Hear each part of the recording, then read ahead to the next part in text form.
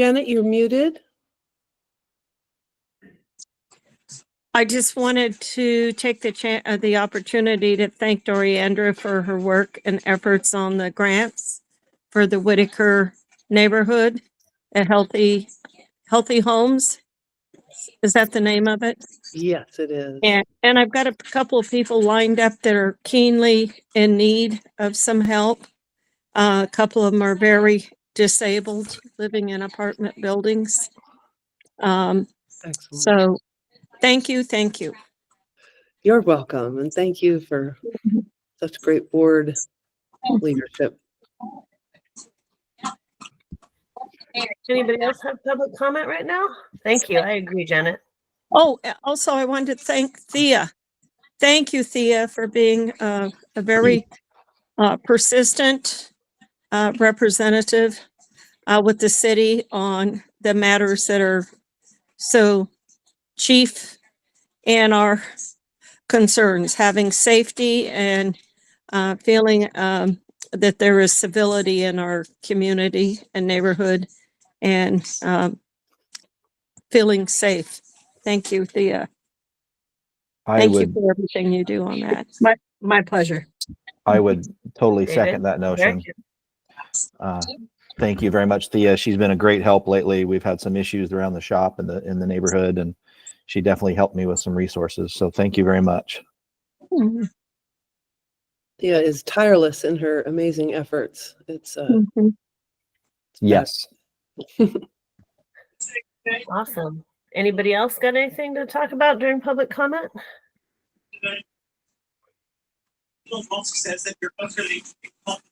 Janet, if you'll go back on mute again, we can hear your TV. Oh, I'm sorry. So if we don't have any other public comment, I'd like to move on and just move for approval of the October and November minutes. I'll share with y'all that I forgot we didn't have a board meeting on November 20th.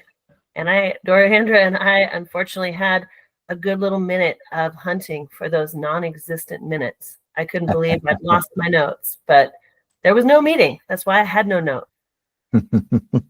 Janet, go ahead.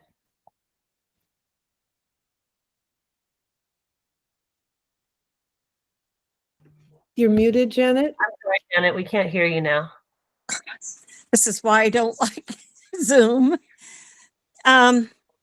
I wanted to preface with the thought that the October minutes are October 16th, where the chair censored me.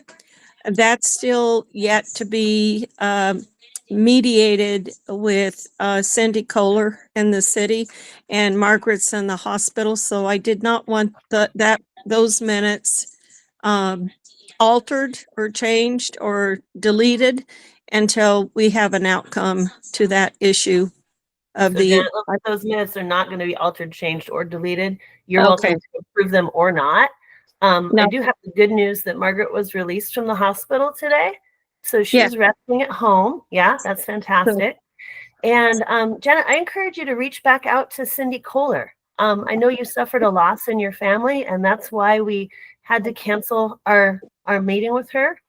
Yes. So if you're ready to schedule it again, reach out. I will extend the same to Margaret because she's just been released from the hospital. And as soon as she's up and someone lets me know, I can move forward with that. Okay.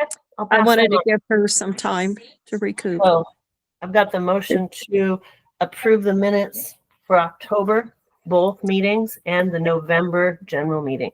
Do I have a second? Second. Thank you. Is there further discussion beyond what Janet has to say, or Janet, do you have more to say? Go ahead and mute yourself, though, Janet, if you don't have anything else to say. It's the TV. Or at least get the TV muted. That'd probably help. Okay. So no discussion. Ready to vote? Let's hear who wants to approve minutes. If you want to either raise your hand or do a thumbs up if you're not on camera. So it looks like everybody's okay with approving the minutes for October and November. So no opposed. I'm going to call that unanimous. I lost my agenda. Just 1 second. And let me mute my phone. Moving right along then, we've got Thea up. Thea, do you have closed captions on? I think you can't hear us. Is that correct? No, I'm on my phone. I can hear you on my Oh, phone. okay, So perfect. it's Then I'm easier to going do to hand that. it over to you for the Parks and Safety update, and also, yeah, whatever you've got. Okay. Can you fill for 1 second? My mother just called. She's got pneumonia and the flu, and she knows I'm in a meeting, so I got to make sure she didn't fall. So fill for 30 seconds, and I'm going to use my house phone. Sorry, I was muted. Yes, of course we can hold.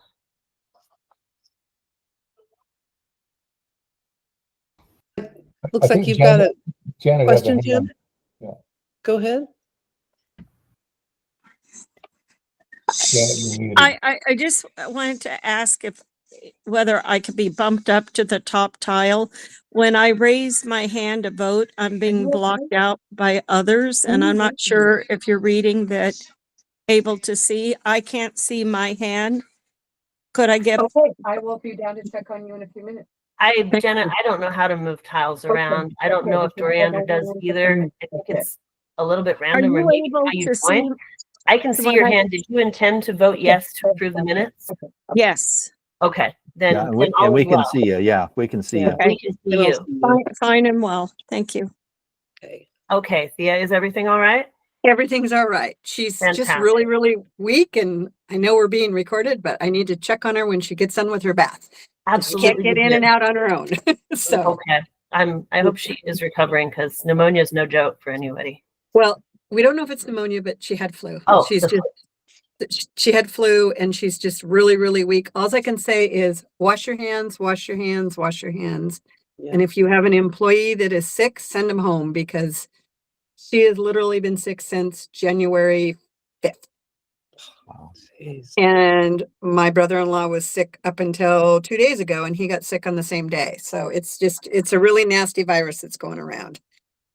Okay, on for parks, and I met with Chief Skinner today. Jeff from Oakshire also joined that meeting.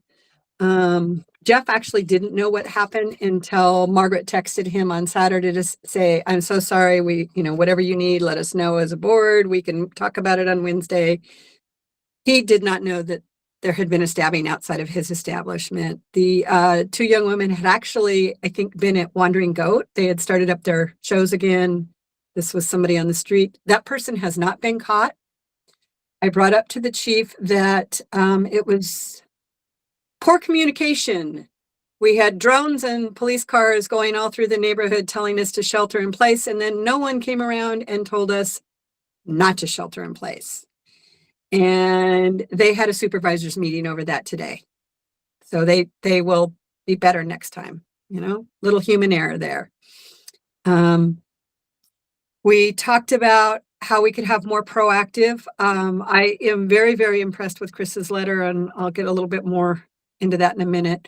But how could EPD be more proactive? Right now, they have 28 new officers that are they're in different sets of the processes to becoming an officer. My language is gone here all of a sudden. But anyway, there will be new officers coming on board, and those will only be going into patrols. He will not put them in any other capacity. So that will get more people out on the street. I talked to him about getting some, downtown has officers that are downtown, and they have volunteers on patrol. It's no longer seniors on patrol because they take any age. You have to pass background checks and other things. He said he would like to try and bring the volunteers on patrol into the Whitaker this year. So that's a step in the right direction. City budget is happening. They met today. City councilors met today. They're meeting again next Wednesday. I encourage everyone individually, not as a board, but individually, and all your friends and neighbors to write our city council. There is I think it's an $11 million deficit that the city is looking at, and they're looking at whether they should cut equally across all departments. If they do that, police department loses $4 million. That means positions. That means people going. because they will take the percentage of what every budget gets, and that's about what it would cost. And he didn't get into how many people would lose their jobs, but it will mean people losing their jobs. There have been talks of taking some cuts into the library or into Parks and Rec, which, yeah, it would be really, really sad, but do we want sewers? Do we want streets? Do we want safety? Or do we want fun stuff without safety, without sewer, without streets? So it's, give your opinion to your city councilors, let your friends know what you think they should do. Because that's coming down, and they're doing 2 work sessions, I think, and then they're going to be bringing it to a vote. So, the other things that the chief and I discussed were, Margaret had asked if he could come to a general meeting in February, if the board would like that, along with our new mayor. I have reached out to our new mayor as well. And he's going to be out of town at a conference that he has to attend at the national conference, but he would like to send someone. I thought about having someone come from dispatch to talk about calls and call taking. I've also told him we've had issues with dispatch. They have a lot of new people in dispatch and they're doing a lot of training. And he also recommended who he would like to send is the watch commander. That is the person that sends out the officers. When we call dispatch sends things on to the watch commander, and then the watch commander decides what officers need to go and where they need to go. So, and he or she would be good to answer questions for the community. So if the board decides they want those people, let me know. I can see if I can get both, or if you just want the watch commander. One of the things that EPD looks at every year is what do they need to work on? And what are the largest crime areas or the largest crime reporting? The largest is trespass in our city, all over our city. And they are going to try and really educate the public on trespass. If you are a resident, you don't have to have a no trespass with the city. If you are a business, for example, Derek, for his business, has to have a no trespass on file with the city, and he has to have proper signage before they can act on it. If there's not a signed no trespass order, they can't act on it. It's a silly rule, but he's working on getting that changed. They are working on changing some of those things. They're working on streamlining so that any resident can call in a trespass, or any tenant can call in a trespass for a business. Residents can call in trespass. That's not an issue. He actually wants patrol officers to be able to go to a trespass call. And he wants, when we call in a trespass, he wants dispatch to send that to their watch commanders, and that watch commander can tell how high on the priority list, is it? And a trespass is like someone coming across your property, but could also be someone trying to get into your house. That's a higher level than someone just walking onto your property. And he doesn't want dispatch making that decision anymore. He wants it to go straight to their watch commanders for those people to make their decisions. So they're going to really be working on educating the public. I know I saw something on Facebook the other day about their trespass on their news feed. So they're going to be working on streamlining that. I talked to him about WJ and Neighbors Feeding Neighbors because they do have a plan. And what has happened is that Wayne Martin, who is met with the church over on 8th and Monroe, and the church on 8th and Monroe has agreed to have the breakfast, Neighbors Feeding Neighbors, move there. They are moving February 1st. So that is what's happening. I talked to Parks. They heard that as well. But they also heard that Lisa Levinson would like to go to the safe sleep sites. So there was some confusion with Parks as to whether the group has divided or if it's still all together. So I did bring that to his attention.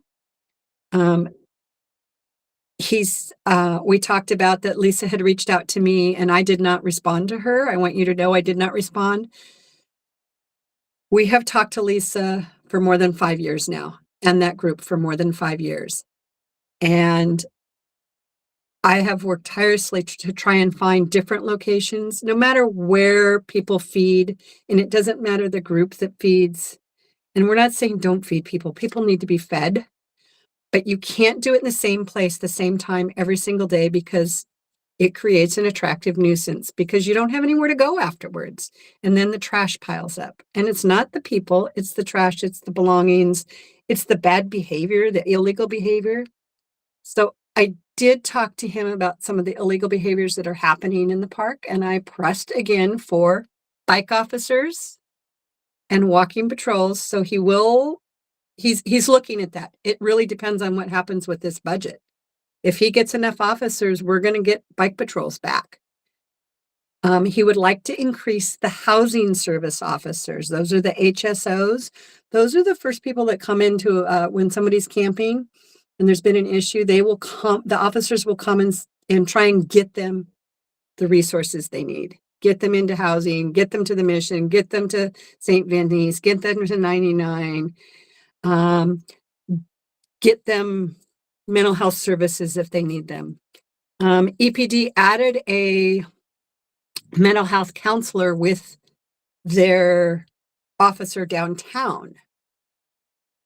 Whitaker looks like the next place, if everything goes with the budget and they're using service dollars, if everything goes with the budget, they will try and make that happen in Whitaker as well. Okay. So right now there's a mental health counselor that goes downtown. They had over 200 contacts last year. 86 of those people had never, ever had any kind of mental health services. They needed mental health services, but they didn't have any, and they didn't want help. That was something he shared with me. So, it's a big battle out there. I think that's it on the EPD front. So, really pay attention. You might want to write Lindsay Leach, or if I were you, if I personally would be writing, I will write the entire city council. I won't just write our council, I will write the entire council, because the entire council is making the votes on the budget. Now for parks, how many of you received Rex Redmond's update on Scoburg Gardens? So Janet, you didn't get it, and Derek didn't get it. Okay. They've collected the surveys and the tour responses. They posted the latest, I've got his email up, so I'm reading it. Posted the latest survey results and reports back in September of 2024. The reports are available under project updates. So if you go to Parks and Open Space, you can look at project updates. Simultaneously, they've been working on revising park design that responds to the healthy amount of feedback they received about Concept 3. I don't have Concept 3 in front of me right now. Sorry, guys. And about they will be doing additional site surveying, tree health assessments, land use codes related to work, and to make sure that all the information they have is to make a good design decision. And to this end, you may see some city staffs in the field over the coming days gathering site data to make sure we have everything above and below ground accounted for before we lay on new design for the park. We expect to have an update design proposal ready by the end of February, and we will put it on the project website for your review and comment via another survey. And they said, thanks for your patience while we complete our final site assessments and design work. We look forward to completing the concept design process this year and constructing the park renovations in 2026. So that's all I have on that update. Now, are there questions? Concept 3, Thea, is the one with the fence that Okay. generated so much controversy and so many people hated with a passion. So that was Concept 3. Okay. Did you have anything else? Nope. I want to know if anybody has any questions. I think that's it. I'm going to look at my notes, but I'll answer questions. Janet, I see you, and I'm going to get to you in just 1 second. I wanted to state that I raised my hand briefly because I wanted to know when the next city council meeting with public comment was, and I believe that I found that will be on Monday, January 27th at 7:30 p.m. So for anyone who'd like to go to that meeting in person, that's when I believe the next one is. If somebody knows different, please tell me, because they have a lot of meetings. They have work sessions and other stuff. Yeah, Pretty their sure. work session is on next Tuesday, I believe. Okay. Thea, you are an incredible resource for the neighborhood, for the WCC. I realize that you've done this for a long time and you're trying to make other priorities. You need to make other priorities, but thank you. Thank you so Yep. much for continuing to give us your time. I love our neighborhood, and Jeff came up with a really nice thing. One of the things we've lost in our neighborhood is we're not making eye contact anymore. Mhm. We talked about that today, and I also brought up Adopt a Block. I think in February would be a good thing to bring Adopt a Block back around. But That's he's been trying to because he has a lot of camping down by Archimoto down there. When they abandoned that site, there's a lot of camping down there. And so in the last several weeks, he's been trying to have a different concept of going, but making sure he's making eye contact and saying, "Hey, how you doing today? What's up?" He's trying a friendlier approach to see if that will work instead of "you're out of here," because we are losing our humanity. And we're all feeling it. And I let the chief know we're all exhausted. And Yeah. it's not the unhoused, it's the criminal behavior. It's the trash. We're not feeling safe. And I did use one of our people that lives on this side of the Whitaker that has to walk through WJ to get to their business on the other side of the Whitaker. And I said, I don't walk anymore. I don't feel safe. And it's not someone who would not normally not feel safe. I said, they know how to carry themselves. They know how to walk with presence, but they're not comfortable walking to work anymore. And that's sad. We're not a walkable neighborhood. And I have requested a meeting with the mayor and to walk her around the neighborhood. And Jeff's going to help me get that if Sarah Madeira doesn't or Chief doesn't. But both of them have said they would. So, and I highly recommend you watch the city address.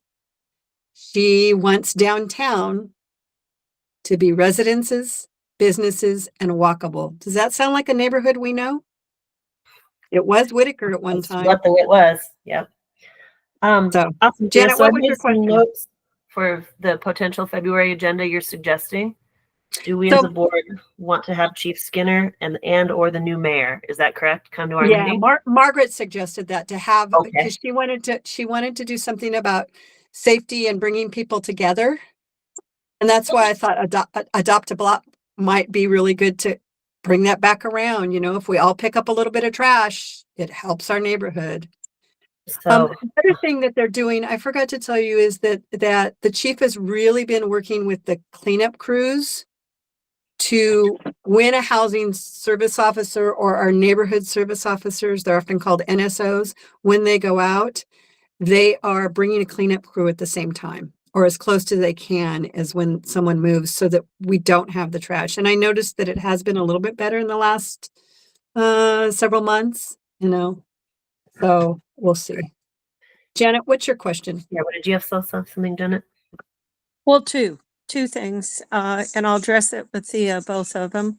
The first one, when is our next meeting, Doriandra, for Whitaker? Our We'll next have our- meeting will be February, right? Yeah, we'll have another The general 12th. meeting on the 12th. And then Okay. I followed just by- wanted to establish that in this city council meeting is January 27th. We need to do our emails on or by that date on the budget cutting, if that's the course they take.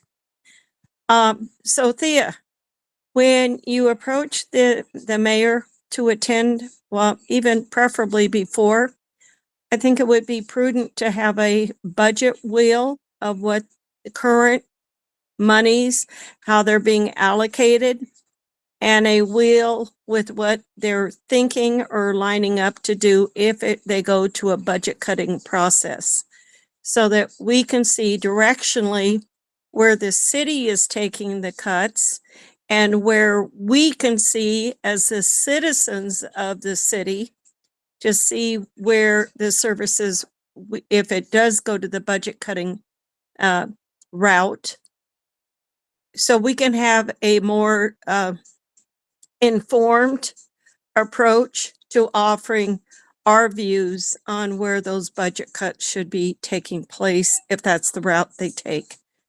That's one item. Could we get that, or can I get a hold That of the sounds like a budget great project analyst? for you, Janet. That would, Yeah, that would I be, will. I know how to do that. And I will talk to the budget analyst of the city and ask for that, because we're just shooting from the hip, and I can hear the mayor, the new mayor already saying, I don't know exactly what those details are. The devil is always in the details. And I think the more informed, the more clear we are informed, the better we can serve our community. Line item Yeah. 2. Any Okay. questions on that? well, the only thing I was going to say is that you would probably need to call that. That's not something I have time to do. And the Yeah. budget will have been decided, I think, by February. So that's No. why it's, I intend to pick up the phone tomorrow and do some walking to talk with the person that I know that works in the budget analyst office. So we clearly understand what is happening at the city level, what the treasury, what the finances are typically on the wheel before they generated this emergency paying for the fire department. And I'm going to put a little footnote to this one. Every time, my brother was a state trooper, every time they bring those fire trucks out, that establishes in part their budget for the following year. And because I live down here by Willamette Family Incorporated, I see those trucks come down here 3 and 4 times a week. And it's not just a paramedic truck, it's a fire ladder truck. It's maybe 1 to 2 paramedic trucks. They pull into the parking lot, they're in there maybe 45 seconds, and they're back out again. Every time they do that. So I'm questioning the accuracy of their number of times that each time multiple vehicles are being pulled out to service a company. And I think, Janet, anywho, I just wanted That's you an to know. interesting concept, but I don't Yeah. know that it's a productive line of conversation right now. Are you going somewhere with that? It's not, it is productive in that it helps the public to understand how the machine works at the city. So that when we take an issue or something, we're well informed instead of being put in the back row and told to be quiet because they know what they're doing, even though we don't fully understand. So number All right. 2. I'm So gonna put Janet, one. you were already on number 2 and we're up against time to move forward. I'd like to let I Janet- didn't finish number 2, and it's real brief. This calling, when you see trespassing, I took that to the police auditor. I drove by fast signs. I saw a group of people all spread out all over. They're trying to for sale it. I called dispatch, the non-emergency line, and they refused to take my call because I didn't own the property. I took that to the police auditor. So if you should call on trespassing that you see, please take it to the police auditor because that has been clarified and set forward with dispatch that they are to take any and all calls as they pertain to trespassing. that's what I just shared, Janet, is End they- of talk. That's it. that's That's what I just shared, is that he has now directed them to take all trespass calls, Yes. okay? Yes. So that is why I shared that. And then the other thing is the warming fires with him. That is Yes. a fire department issue, which I will be writing Chief Cavan of the fire department, because they don't roll on warming fires. And so there's also a whole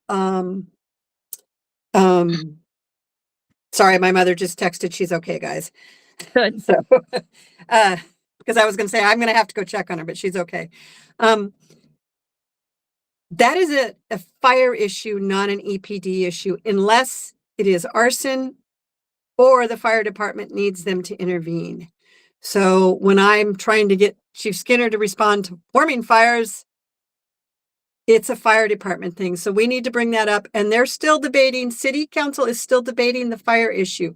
What has historically happened in our city when it comes to budgets is that they don't want to disappoint anybody. So they just say, we're going to cut it straight across the board. Everybody's going to take a little bit of the pie. But there are some things now that are a little bit more important than some of our recreational things for some people. Some people are like, no, recreation is it. We don't care. So it'll be interesting to see what happens. Are there any other questions? Thank you, Thea. It looks like Dennis has got something to say. Hey, Dennis. Hey, Nice to see you. hey, yeah, thanks. I just wanted to say I would follow the fire department's case, with the city council for increasing their funding through our e-web bills. And it's a lot of money. It's $8 million, I think, just for the fire department, but it appears to be in perpetuity because there's no sunset that I could see on that. But anyway, a lot of the argument, I think, that was unstated is, you'll have the fire department, whenever they roll on a call, no matter what the call is, if they pull a fire truck out of the firehouse, it costs at least $1,200 a pop. But that was 15 years ago when we revisited this issue previously. And so when people collapse on the street, when people OD, when all of these kinds of tragedies are happening in our community because of our high homeless population and very high addicts population, the fire department is spending an enormous amount of its budget on servicing those calls. And so I thought it was interesting to hear the fire marshal say that his crew was exhausted. They go on one call, they come back to the station, they immediately call out another call, and it's nonstop. Well, they're not responding to house fires. They're responding to people in crisis in the homeless and the addict community. And so that's where that budget is going. And so here we are, as rate-paying citizens of the city of Eugene through eWeb, being asked to pay another $8 million a year just so that the fire department can keep up with that. And I didn't hear that discussion taking place in the city council. I may have missed it, but I think that's the subtext that isn't being spoken about. And I just wanted to say that because they have stimulated that realization that information does need to be spoken. So that's my comment. The Thank other you, thing Dennis. that That's people interesting. need to know, the reason they run the hook and ladder or the large trucks with the paramedics is that sometimes they need more than 2 people to get someone onto the gurney or whatever. I asked him, I said, why do you guys always roll the big truck? It didn't make sense to me. And he said, because sometimes you need more than 2 people for that. And I know that when they came for my mother, when I called for an ambulance, they needed all 6 guys, and she's not a big woman, but they had people doing oxygen. They had people doing blood pressure. They had people, there were 4 people working on her, and then the other 2 hauled her out. So that is why they roll both vehicles. They have a reason for that. My very last thing is Chris wrote an absolutely amazing letter that Julie, I got your thing about sending it.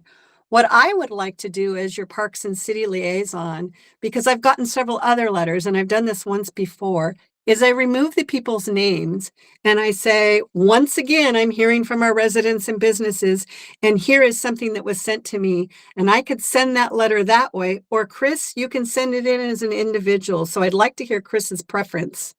And then if he doesn't care, then if you guys want to let me send it. So Chris, Hi, everyone. what would you like? Thank you. I was giving my kiddos a bath, so I'm in a better place now, symbolically.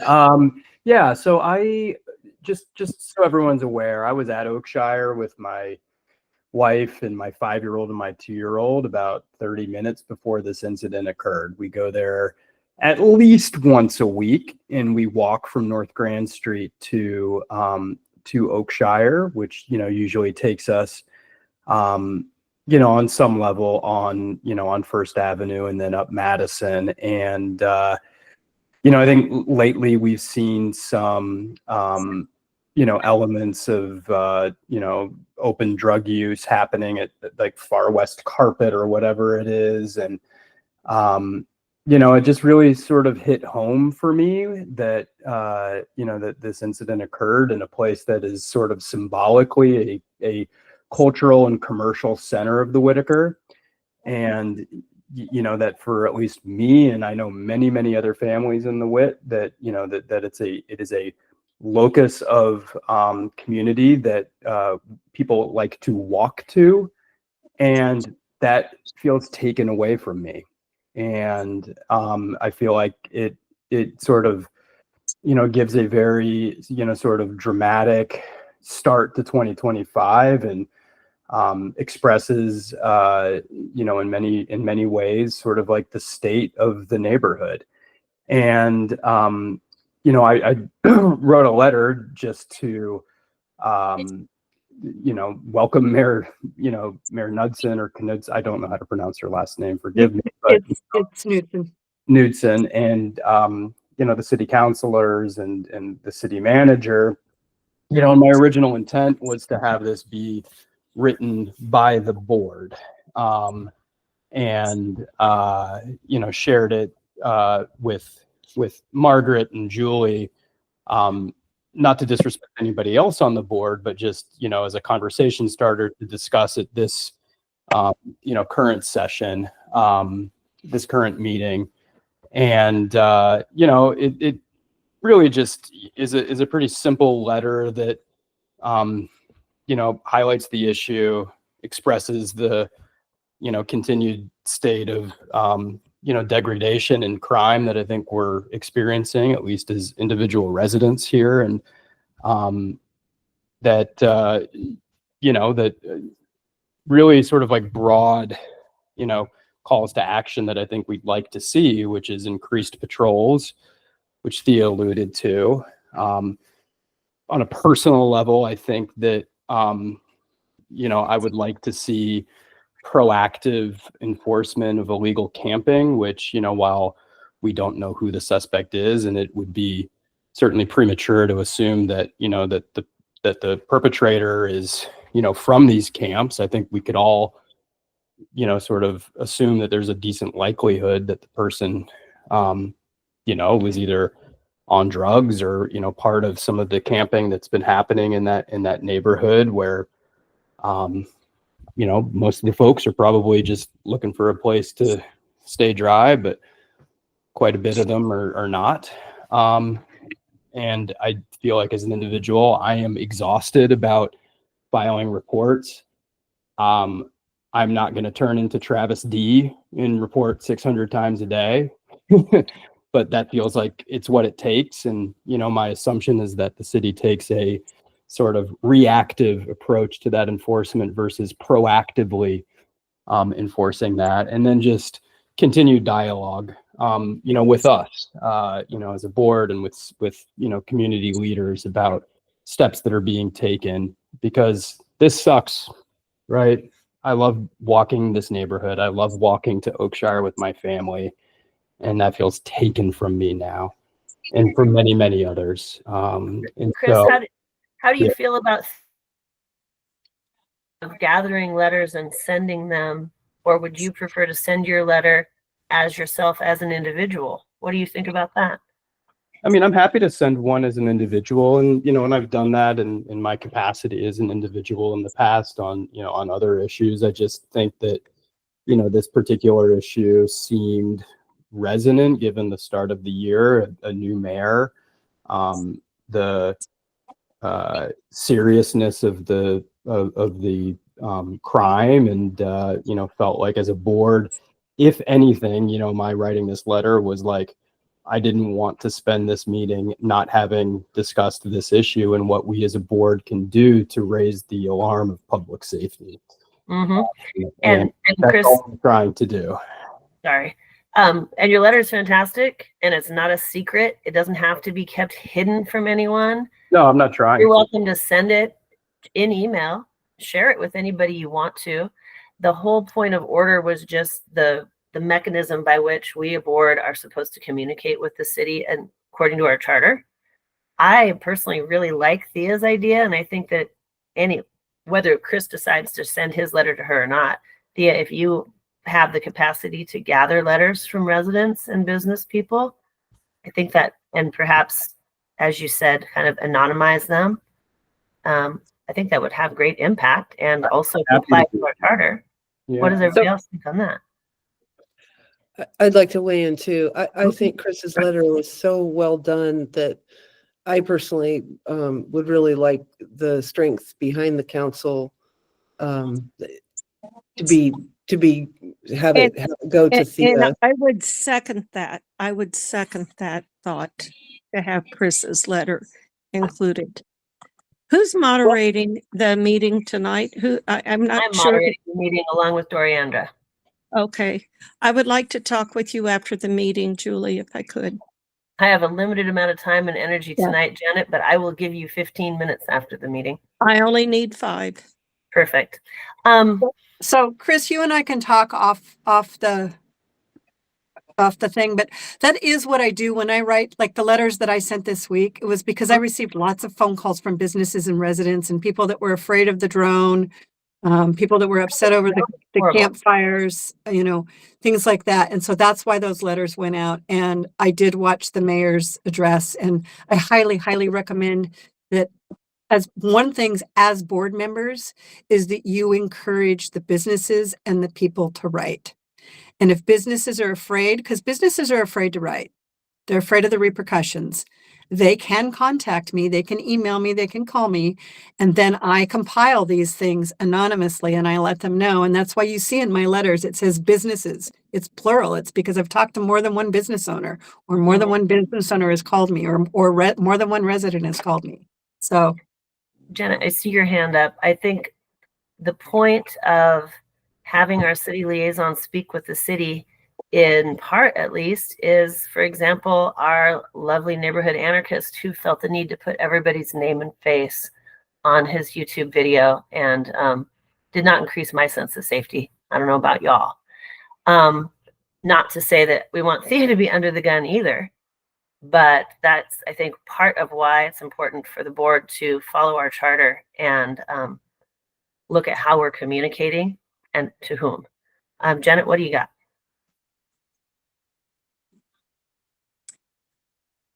I don't know if that piece of the conversation was directed at me, not to pursue the budget and to see where they're cutting or what. Oh, no, please, no way. I would love to have that information. Please share it with the board. Yeah, I will get that. And the fact that we're going to have our meeting February 12th, I'll forward that info, and I'll trust that you as the acting vice chair.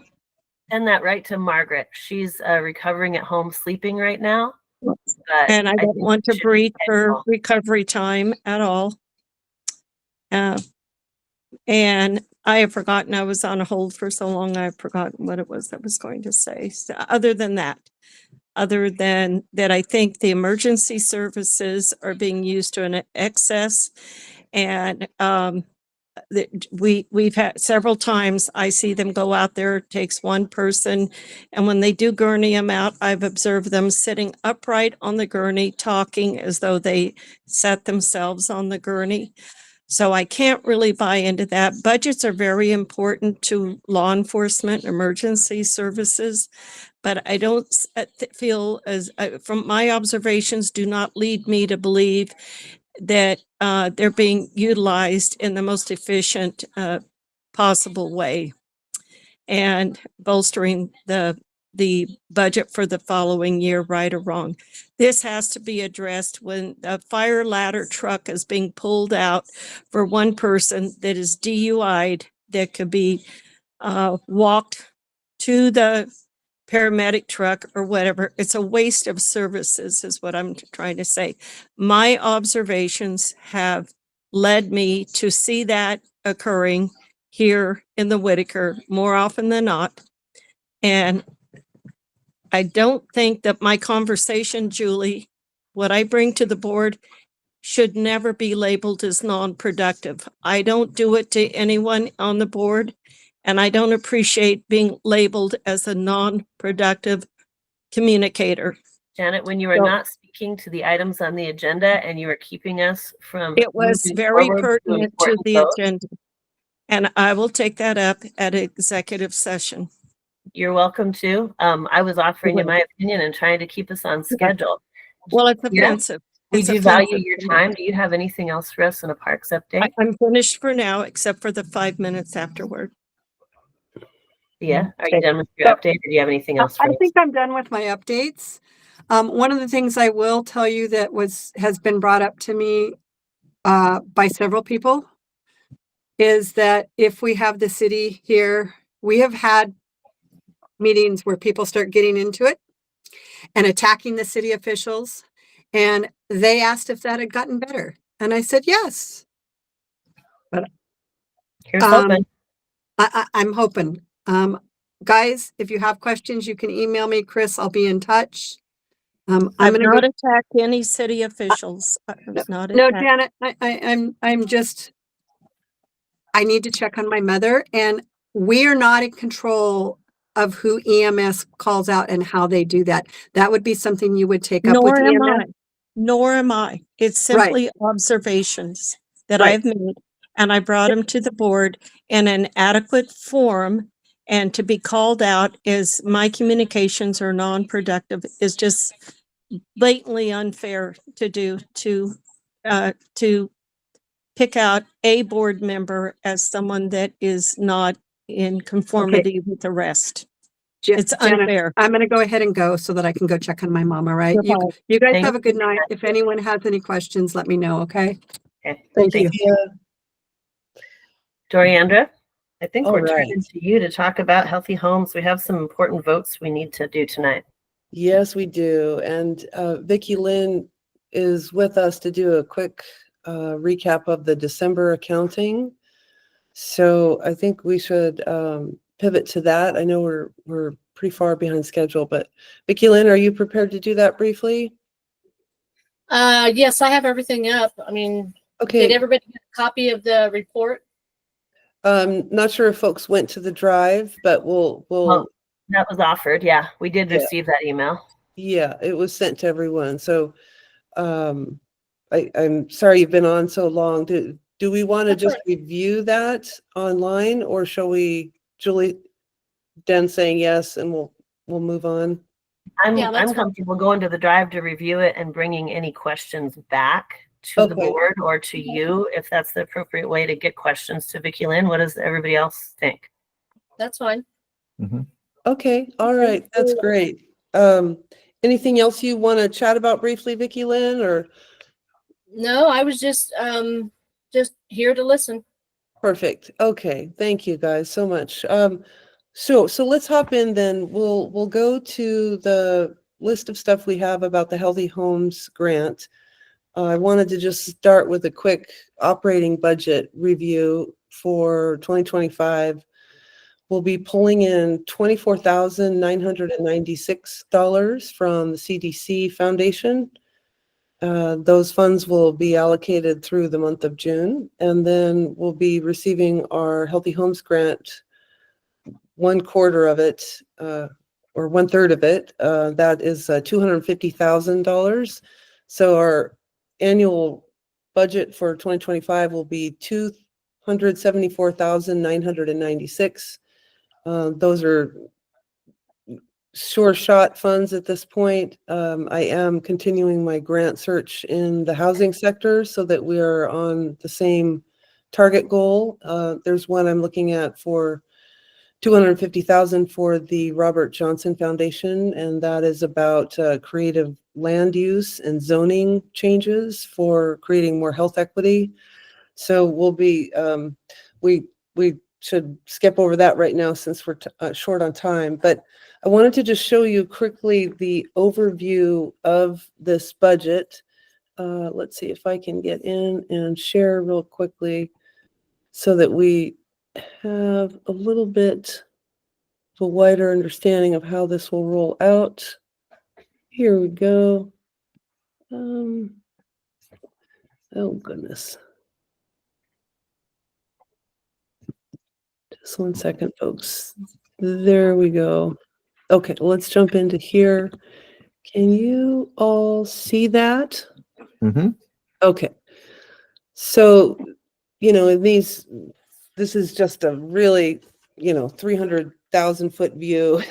As we get in tighter, this will be much more expanded, but just so we're all able to see like the main categories, we've got section A, which is the healthy home direct costs. We'll be doing 142. See, I need my glasses tighter. $142,163 towards personnel cost. That includes myself, our bookkeeper, Vicki Lynn, our lawyer, so on and so forth. Subcontracts, that number, the 257,000 reflects the money that will be paid to our actual physical contractors that will perform the work. As whether it's the general contractor or the subcontractor, that fits in that category. Then we've got $137,650 in materials and supplies. This is going to be towards, for instance, the weather stripping or the drywall mud. These are the very, the smaller items for this project. Then we've got $75,650, and that's for equipment. So that'll be entailing new HVAC systems, anything mechanical that we need. If it's the allergen removal machines, all that stuff goes into equipment. Then moving down, our other direct costs there, those relate to essentially all the little side things that we need. Our budget for advertising, for instance, for putting, stuff on the radio or Eugene Weekly. LA's been on my mind with these fires. So we've got an operating budget there of $678,963. And mind you, this is the course over the 3-year biennium. So we're looking at the 3-year project. And again, this will all get filtered down into much tighter monthly categories. So in our indirect expense section, we've got $71,037. And this, I really want to emphasize, that these are for things. For instance, we're going to vote on in a little bit the insurance requirements. This is a category that really has to do with all of our programming elements that we need to do the actual grant program.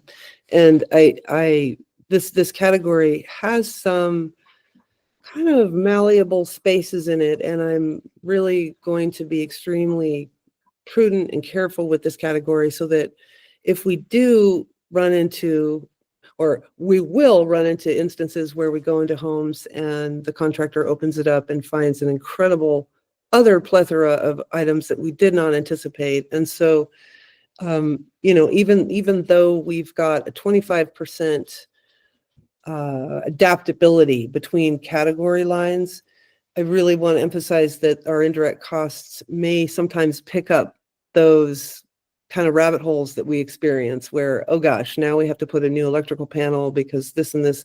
So that money is going to be pretty sacred, and we'll use it very wisely. So moving forward then, just a quick, let me go over to what we'll see as we get in tighter. This, for instance, is what we had for our 2024 organizational budget. And this is it's a super complex thing that has to do with multiple levels of how we're spending the money that's coming in. And traditionally, Vicki Lynn and I had worked with this where, for instance, if you can see my screen across the bottom, we had put these into all the grants we had in 2024, which, we had the CHIP grant, that was a small bucket gardening. We had our CDC, which is an ongoing made for staffing. We had our OHA, which was the disaster resiliency, the AARP, Art in the Park. And so all this is going to go away, and we are going to just start a brand new spreadsheet for this Healthy Homes specifically, because it is going to be so complex and so many new categories that we haven't really broached in this last year. So that's the goal there, to streamline. So any questions for that before I jump on here to the next? We're moving quickly, but Just thanks for all that work. That seems like a tremendous amount of work. Thank you. Thank you. Yeah, thank you. It's looking really good. I am just so excited. We're over the hurdles and we're getting there. Just a quick program review, if we can take a look at that as a group. This will be, as we kind of get into the weeds here with how we assess AMI, how we assess, oh gosh, now I can't find it. Sorry, guys. Is it in here? Let me see. Okay, this could be it. I'm thinking. Here we go. Okay. Let's see, where was I? Yeah, as we're kind of moving forward with this, I'm kind of developing am developing the language that will go out into these applicants' boxes on their screens, all the things here. Actually, I'm wrong here. This is 2027. I've given us an additional year. But basically, when folks come to the program to apply, they're going to see the mission statements of the program, the vision of the entire scope of what we're doing, and not just us, but across the state of Oregon, the values about the program, which are very, very equitable, while also, really pointing out that the work we're doing is to reduce the structural barriers that perpetuate inequity with health and community across the board.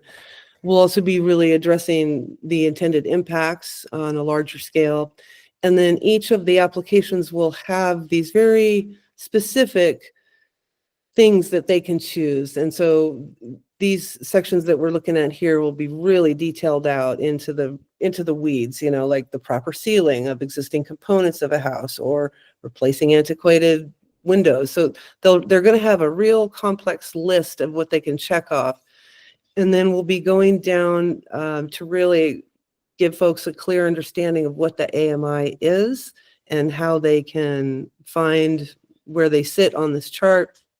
It is a really gracious thing that it's up to 80%, for instance, for example, Chris's family. I think Chris has 2 kidlets and a mom and dad there. So that was a family of 4.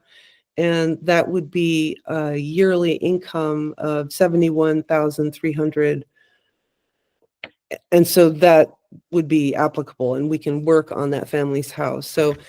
So applicants will see the real clarity of where they fall on this scale, and they'll be given the opportunity to do their income eligibility with either a monthly AMI proof of income or the annual. So it can be tax returns.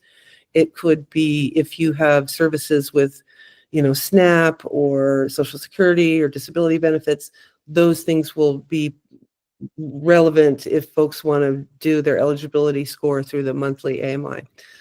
Then we'll just have a very clear statement that is clearly showing that we're going to conduct this eligibility in a way that does not discriminate on race, color, religion, handicaps, sexual orientation, all the things. So I feel like this is the good snapshot. I know it's a lot more of this will be going in, but I'll be able to share these elements with you soon as we get a little closer.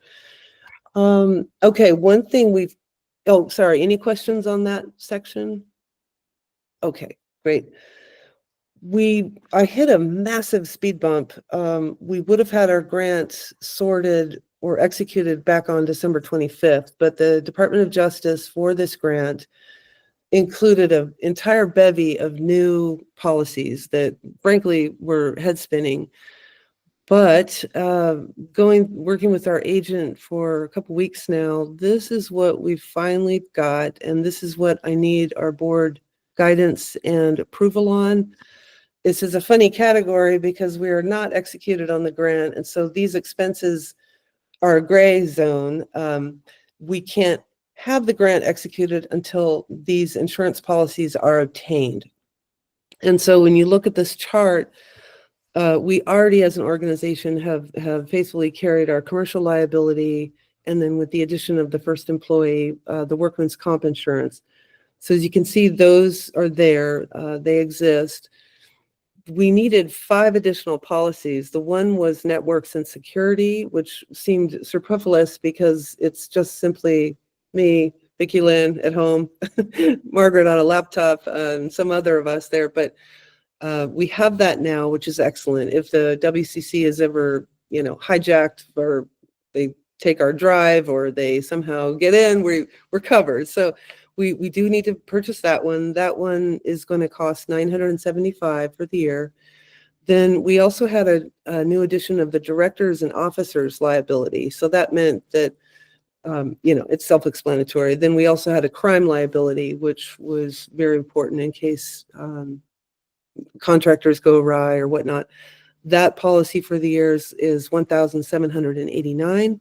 Then the biggest nut to crack, the worst one, was the pollution liability, because in our grant spectrum, we are removing allergens and toxins from homes. And so we had to do this pollution liability. It is paired with a professional liability. So we are literally now insured to the hilt. And so that one was the big cost, $4,658. With these 5 new policies, each policy that we would receive from Aon, which is our broker, carries $175 data and analytics fee. Because we were able to keep chipping away at it, and I was able to get them bundled into categories, our total fee on the new policies is $525. So tonight, I would ask for your guidance and approval or vote for the total for us to start with $8,865. And that's for the year. Go ahead, Dan. Oh, you just answered my question. I was wondering whether this was an annual cost or it was the entire 3 years of the program cost.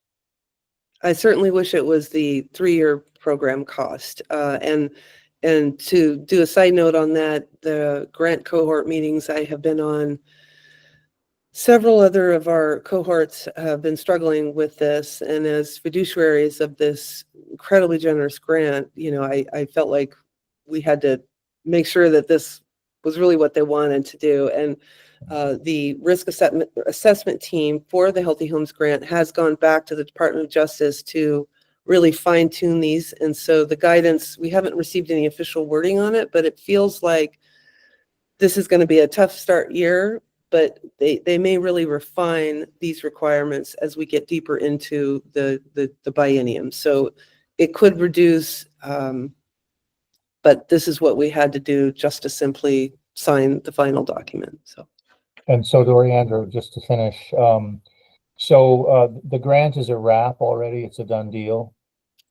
Yes, we have our final grant papers. What we didn't have, and which is why we got held up, was this page here that has all the policies that we had to add. And so I, of course, tried to present it as such and say that those were pending, but it bounced back. So now that once we finalize this tonight, then tomorrow we'll have our policy numbers, and then from there, I can send in the final papers back to OHA, and then from there, it will go to Office of Procurements and Contracts of the state of Oregon, and the funding has been said to be about 2 to 3 weeks out from that.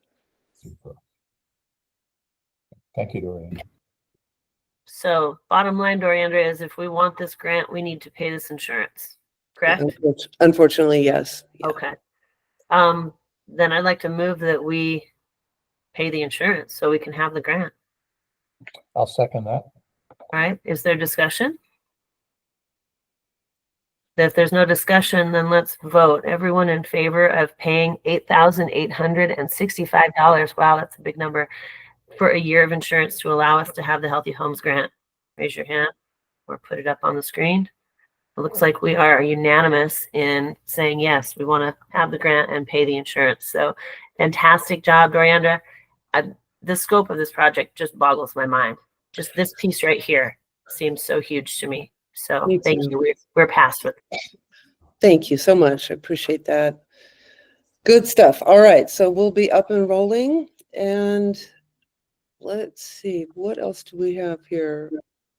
Oh, okay. So here's something I wanted to ask of the board, if they would consider, as part of my contract from 2024, I was given I was given an option to have half of my insurance premium paid from the council. Since we don't have an insurance plan, we don't really have a benefit package. Of course, we're so small still. So the council graciously paid for 200 of my premium every month, because my premium was about 500.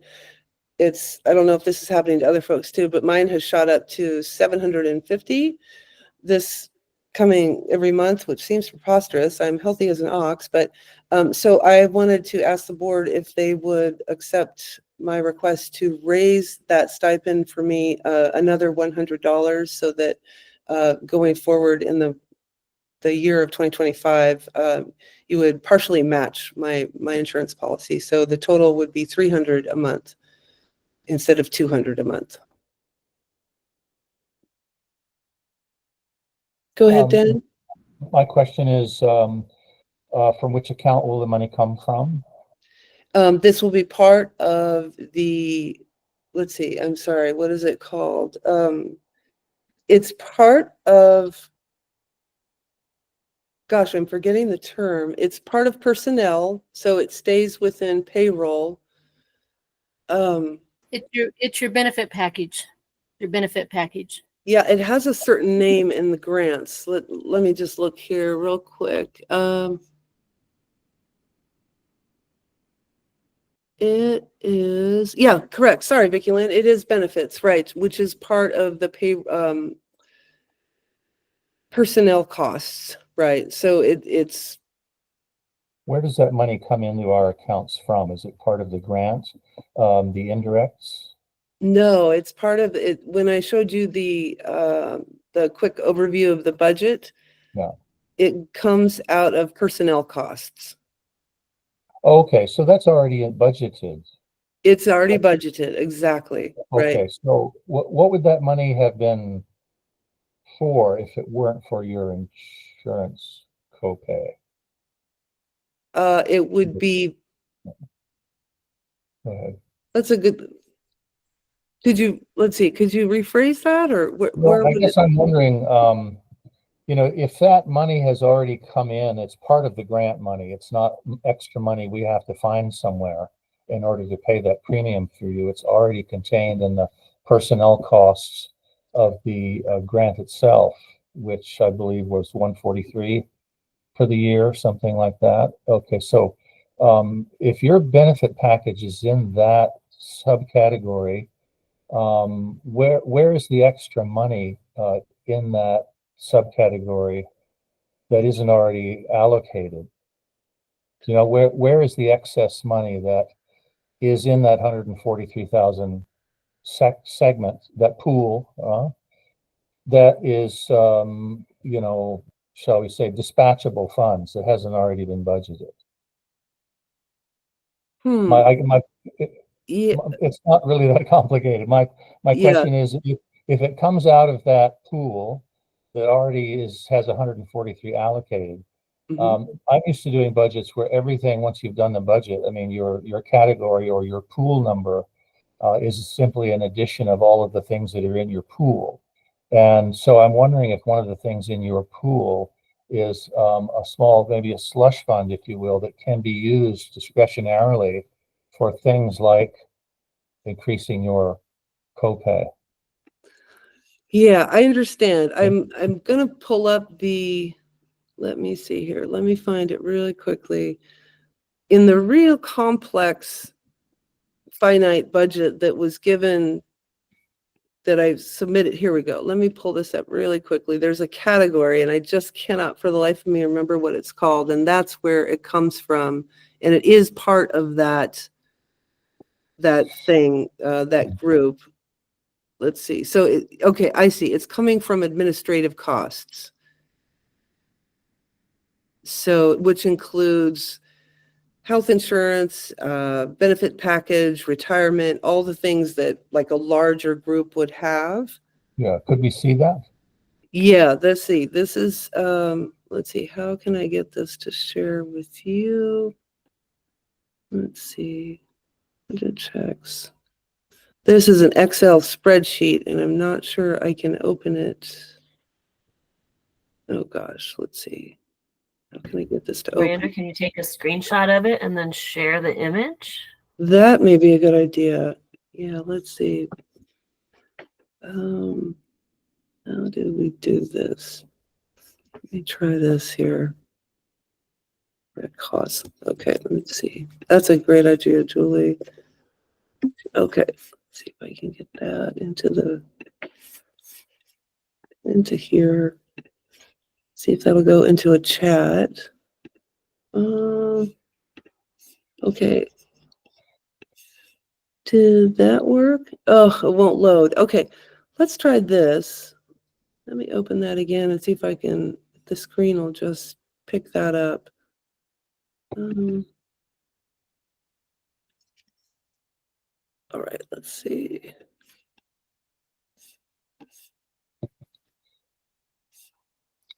Oh gosh. Can you guys see this? Is this?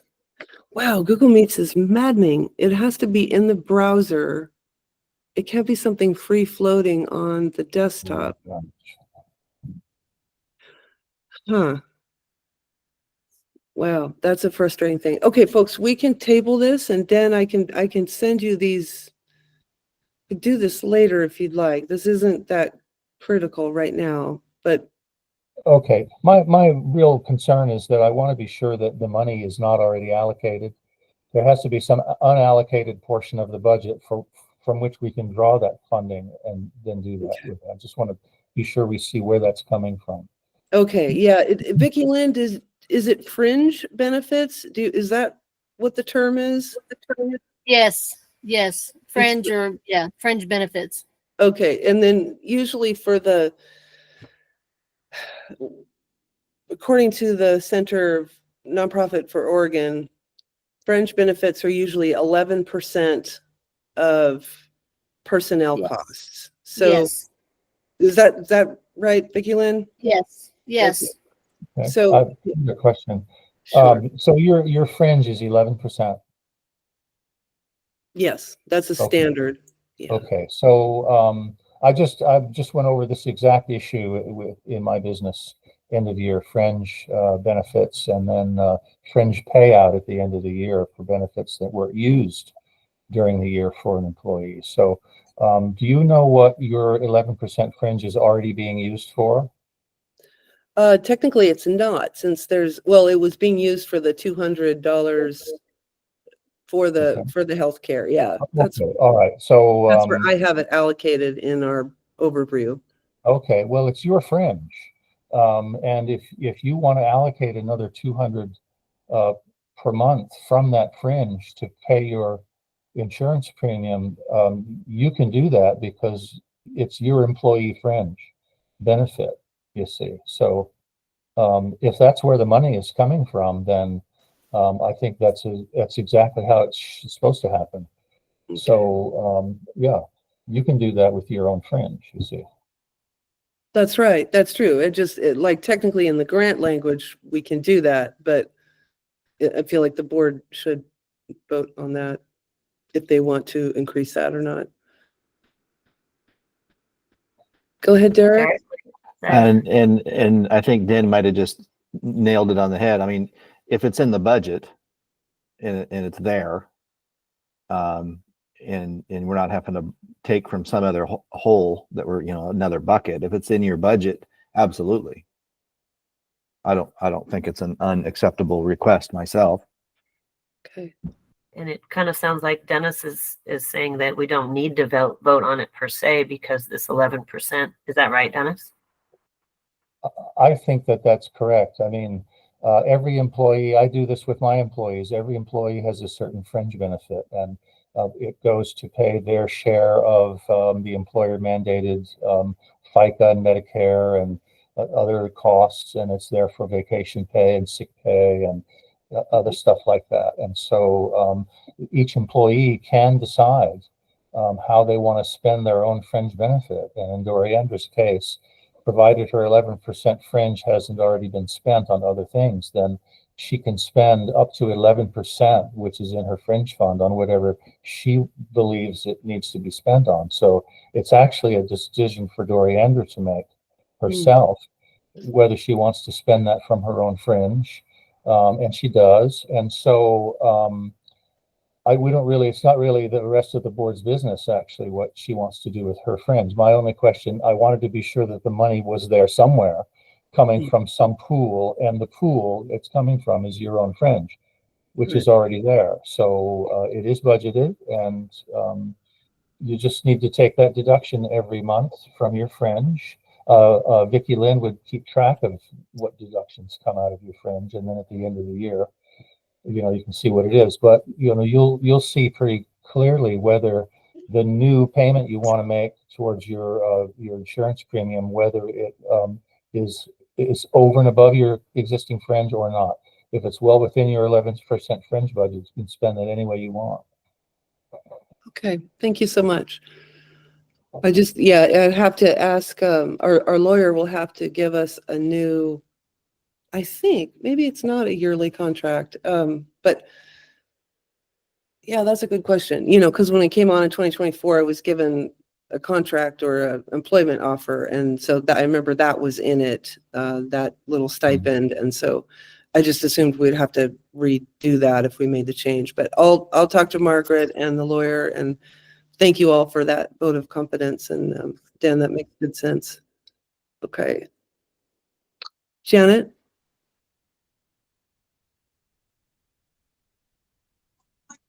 I wanted to ask Dan, if not yourself, Doriandra, if that fringe benefit, if it that benefit is an annual, and if this deduction per se self-adjudicates. In other words, it won't exceed that amount.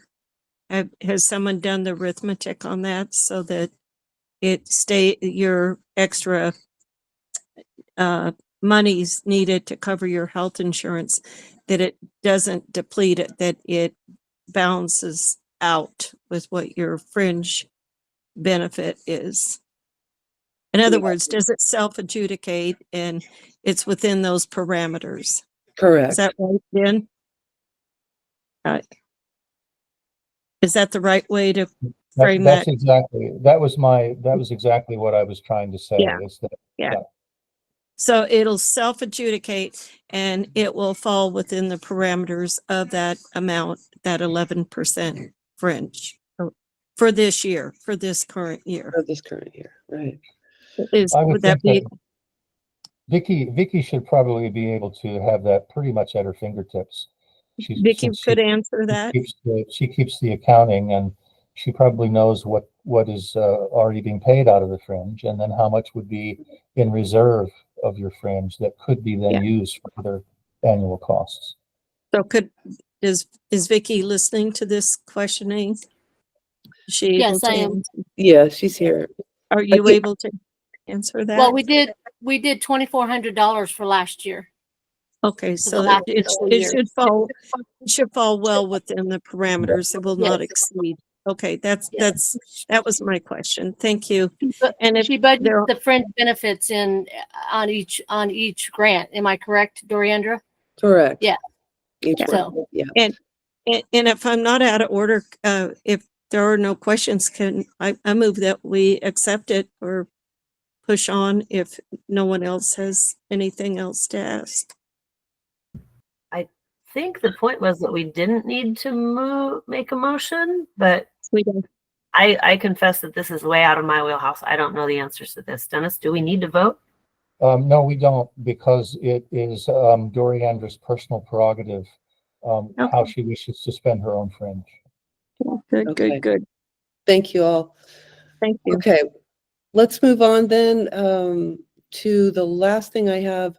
We some of you may know we had our independent contractor that was doing our social media and website resign. So we are now expect to see some some kind of choppy social media as I pick that up and try to drive that boat myself again. But that it's a blessing in a way because we really have an opportunity now to expand for a new position for the WCC. So I'm putting together a program coordinator position, which will very closely mimic the job that I started with the WCC in 2021, which included all kinds of program details, social media, data collection, all the things. So I'll get that list really refined as to how it pertains to the massive Healthy Homes grant, because this will be, certainly different. But this person, I'm hoping, will be one of the liaisons between homeowners and renters that will go in and gather information about the work before we start. They'll go side by side with the contractor and gather important information for our Eugene Mission volunteers about, what folks need with furniture moved and this and that. So it's going to be a really neat active position for someone. And so far it looks like Thea has volunteered to be on the committee, and we'll do a hiring committee that we can all work together to create the questions. And I believe, Julie, you had offered. Did I? No. Okay. I didn't. I'm going to be away for a month, That's so right. I'm not going to be really useful for that, assuming that you want to fill that in February or March. That's okay. Maybe Chris Horton, you have just incredible business acumen, and I know you've worked with a lot of individuals. Would you be so kind as to jump on that with us maybe? And I was just about to volunteer. Yes. yay. Great. Okay. Perfect. That would be lovely. I know you've had a lot of experience in that stuff. So good. Thank you guys. And I'll reach out separately once I get the draft of what I'm hoping to achieve with this new role, and seek more guidance from y'all. So thank you. That's all I have for tonight. Awesome, Doriandra. I've said it before, and I think we all feel that way. You've done amazing things for the WCC in your time. What we've got allocated to talk about right now is any suggestions for our next general meeting and any new topics that we want to bring up. Thea suggested a couple, talked about bringing Chief Skinner and or the new mayor to our next meeting. And maybe if either of those people are not available in February, we can try to schedule them in March. And she asked that perhaps we bring back the Adopt One Block program and put some more energy toward that. I can work. That's kind of been something I've been working on. If someone else is dying to take it on, I'll hand it over.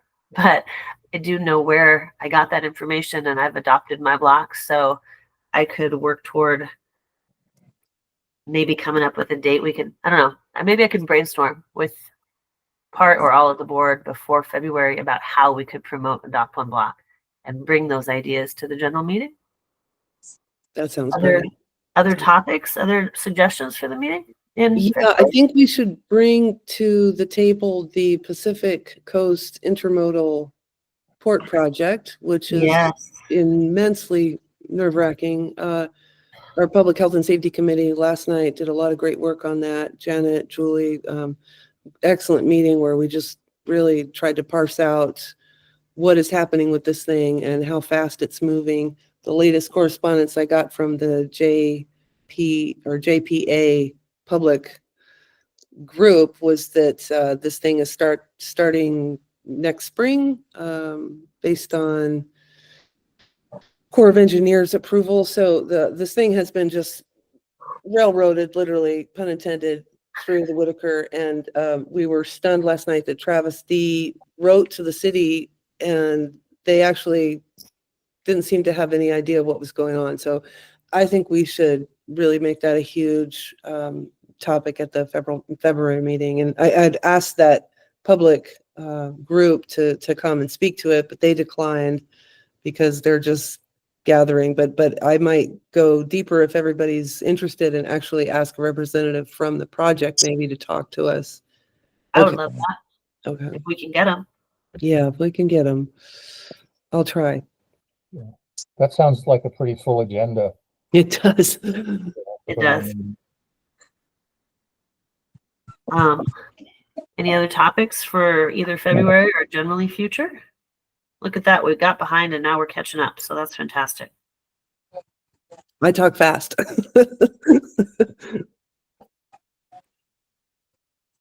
All right, friends. Well, if there's nothing else, we can have a half an hour of our night back.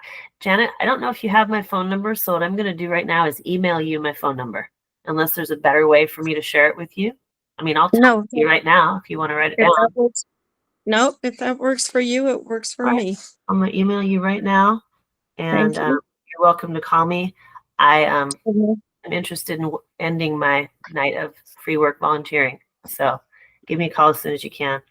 Thanks. I will. All right, and I think that's it, everybody. Good Mhm. work, Happy and thank you for 2025, showing the vote. Good night. Good Bye-bye. night. Thank Thanks you for all the all. help, guys. Thanks for all the Mhm. help. All right. Thank you.